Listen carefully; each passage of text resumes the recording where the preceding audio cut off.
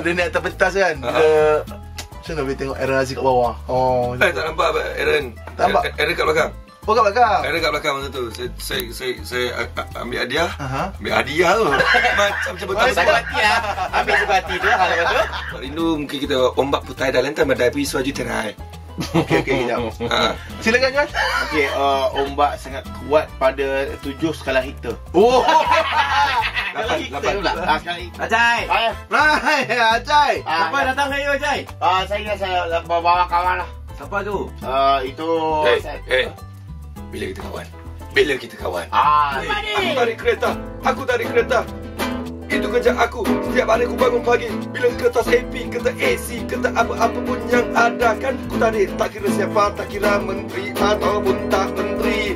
Bila tak bayar kereta kan ku tarik. Kan ku bawa balik rumah bengkel tempat ku kerja. Kan ku repair, ku tukar barang baru. Nak jaga apa, ku lupa. Wah kata La la la la. Pudina. Semia masak. La la la. Pokok rambutan, pokok kelapa. SP kau dapat berapa? Budak-budak. Naik motor RA. Dapat 8A. Aku punya keputusan sama macam kau tu. Sekejap yang itu. Boleh? Duk panggilan.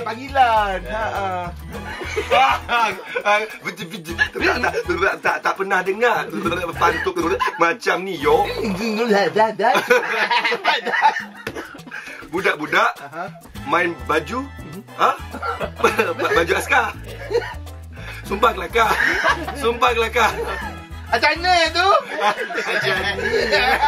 Hey, what's up yo? Saya Zizan Razak. Jangan lupa kepada anda semua luar sana, penyokong Radio Era, ayo ajak lagi ramai-ramai kawan-kawan semua. Yo supaya klik like dekat fb.era.fm.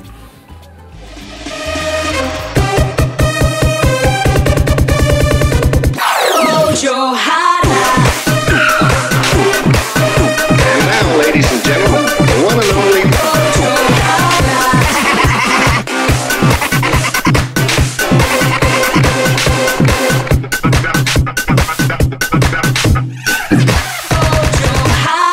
Johara Pagi Era bersama Johan, Hanif dan Ray.